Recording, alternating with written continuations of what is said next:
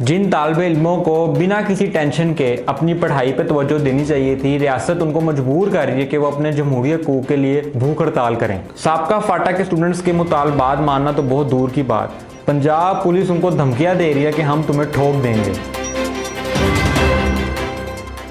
अस्सलाम वालेकुम, दी weekly show में आप सबको खुशामदीद।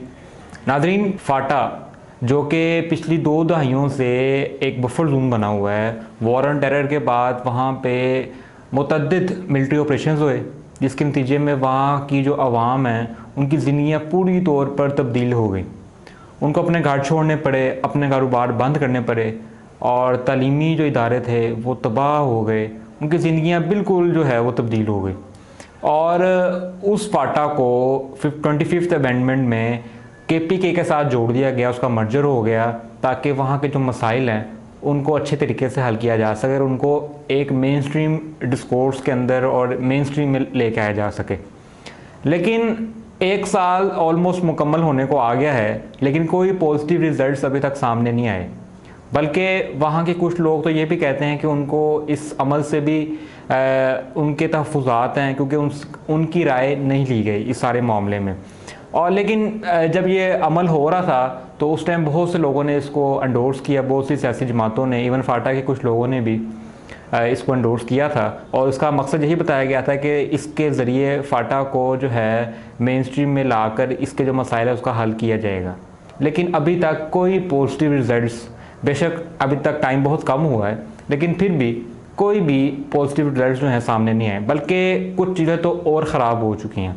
मसलन इस मर्जर से पहले जो फाटा के स्टूडेंट्स थे उनके लिए स्पेशल कोटा मुकर्रर किए गए थे पूरे पाकिस्तान में। पंजाब में भी ये कोटा था जो कि मियां मोहम्मद जो शहबाज शरीफ है उन्होंने मुकर्रर किया था, जिसके मुताबिक ऑलमोस्ट पंजाब की सारी जो पब्लिक यूनिवर्सिटीज़ हैं वहाँ पे हर डिपार्टमेंट में फाटा के स्टूडेंट्स के लिए 3-4 सीटें हर डिपार्टमेंट में, हर यूनिवर्सिटी में नहीं, एक यूनिवर्सिटी में काफ़ी डिपार्टमेंट्स होते हैं, तो हर डिपार्टमेंट में 3-4 सीटें जो थी वो हर स्टूडेंट के लिए होती थी। जब मर्जर हुआ उसके बाद ये ऐलान किया गया कि इन सीटों की तादाद को और बढ़ा दिया जाएगा।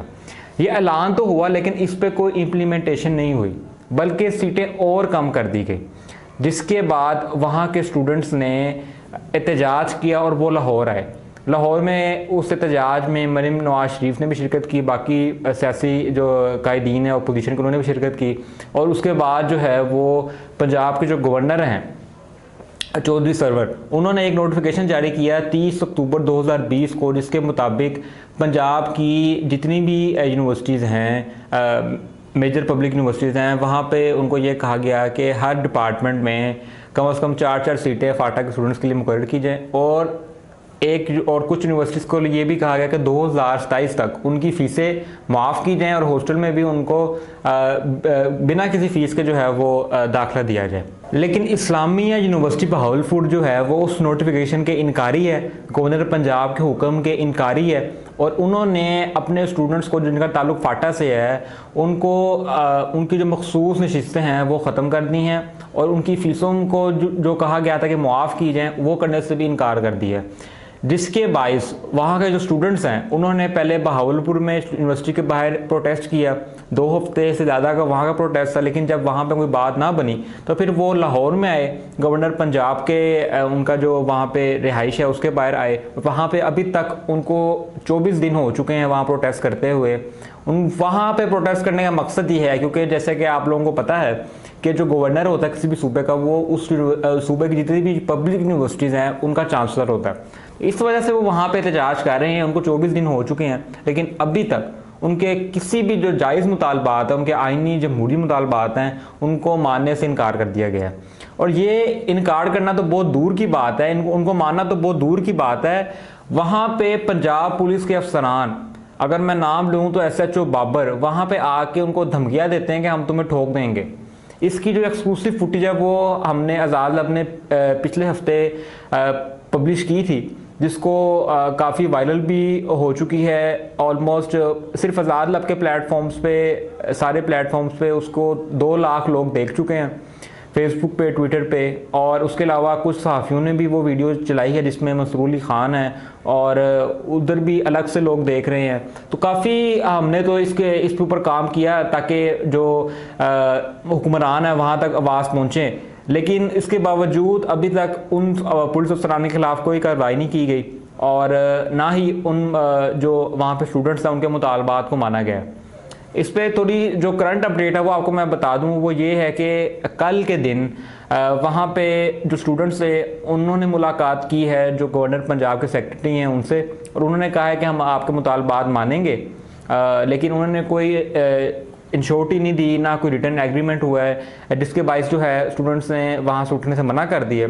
और उसके अलावा बहावलपुर में उन्हीं स्टूडेंट्स के वफद ने कल जो वहाँ के वीसी हैं इस्लामिया यूनिवर्सिटी बहावलपुर के, उनके फोकल पर्सन से मुलाकात की है। उनके फोकल पर्सन ने जितनी भी रिजर्व सीट्स हैं वो सारे डिपार्टमेंट्स में देने से इनकार कर दिया है और ये कहा है कि हम सिर्फ कुछ डिपार्टमेंट्स में ये सीटें देंगे, सारे डिपार्टमेंट्स में नहीं देंगे। जिसके बाद जो है स्टूडेंट्स ने अपना जो प्रोटेस्ट है वो ख़त्म करने से इनकार कर दिया है और उनका ये कहना है कि जब तक हमारे मुतालबात नहीं माने जाएंगे तब तक हम जो हैं वो अपना प्रोटेस्ट ख़त्म नहीं करेंगे। स्टूडेंट्स के जो मुतालबात हैं वो बहुत ही सादा, जमहूरी और आइनी है। अगर उनके मैं आपको 3 अहम मुतालबात बताऊं तो सबसे जो पहला है वो ये है कि फाटा के जो स्टूडेंट्स हैं उनकी जो रिजर्व सीट्स हैं जिनका उनसे वादा किया गया था वो फौरी तौर पर बहाल की जाए सारे डिपार्टमेंट्स में इस्लामिया यूनिवर्सिटी बहावलपुर में। दूसरा उनका मुतालबा ये है कि वहाँ पे जो हॉस्टल है वहाँ से उनको निकाला जा रहा है बच्चों को, और उनको वहाँ पे कमरे अलॉट करने का कहा गया था वो उनको नहीं किए जा रहे, और बड़े मसाइल हैं हॉस्टल्स के, उसको ख़त्म किया जाए। तीसरा उनका जो मुतालबा है बड़ा अहम है, वो ये है कि वहाँ पे कैंपस में उनके साथ जो है वो एथनिक डिस्क्रिमिनेशन होती है, उनसे तासुब बढ़ता जाता है, उसको ख़त्म होना चाहिए और उनको इक्वल ट्रीटमेंट देनी चाहिए। तो ये 3 उनके मुतालबात हैं जिसमें हमारी समझ से बाहर है कि ऐसी कौन सी ऑब्जेक्शनेबल चीज़ है जिसकी वजह से अभी तक उनको माना नहीं गया, और 24 दिन से जो वो स्टूडेंट्स हैं वो सड़कों पर बैठे हुए हैं और वहाँ पे उनकी आवाज़ सुनने के लिए कोई अभी तक नहीं पहुँचा। अब मामलात इस नहज तक पहुँच चुके हैं कि स्टूडेंट्स का ये कहना है कि हम आज 10 बजे तक का अल्टीमेटम देते हैं और उसके बाद हम भूख हड़ताल की तरफ जा रहे हैं। यानी कि आप तसव्वुर करें कि जिन बच्चों का तो ज़िंदगी इस तरह की होनी चाहिए थी कि वो बिना किसी परेशानी के अपने तालीम पे फोकस करें, उनको ये रियासत मजबूर कर रही है कि वो अपने आइनी और जमहूरी हकूक़ के लिए भूख हड़ताल करें। तो ये हमें अब देखना होगा, अपनी जो नेशनल प्रायोरिटीज़ हैं उनको रिकन्सिडर करने की ज़रूरत है कि एजुकेशन को हम कहाँ रखते हैं, और हम इस मुल्क में जो इस मुल्क का असासा है, सरमाया है, इस मुल्क के स्टूडेंट्स हैं, यूथ है, उनको किस तरीके से बुली करते हैं, उनको जो है थ्रेटन करते हैं जिस तरह से पुलिस ने किया, और उनको किस तरह से ट्रीट करते हैं। तो ये ऐसी चीज़ें हैं जिनको हमारे जो हुक्मरान हैं उनको बड़ी संजीदगी से देखने की ज़रूरत है। इनके जो मसाइल हैं वो बड़े बेसिक मसाइल हैं और फिर भी उसके ऊपर तवज्जो नहीं दी जाती। तो हमें ये देखना होगा कि हम इस मुल्क को किस तरफ लेके जा रहे हैं, और स्पेशली वो बच्चे वो जो उन इलाकों से बिलोंग करते हैं जिन्होंने अपना खून दिया है, जिनको हमने जो है वो एज बफर जोन्स यूज़ किया है, वहाँ पे कितने सालों से जंगें लड़ी जा रही हैं जिससे उनकी ज़िंदगियाँ तबाह हुई हैं। उन बच्चों को अगर हम तालीम नहीं देंगे तो वो फिर किस तरफ जाएंगे। प्राइम मिनिस्टर इमरान खान का भी ये कहना है कि मार्जिनलाइजेशन लीड्स टू रेडिकलाइजेशन। तो जब ये इतने रेडिकल हो गए कि इन्होंने बंदूकें उठा ली, फिर आप इनको कहेंगे दहशतगर्द।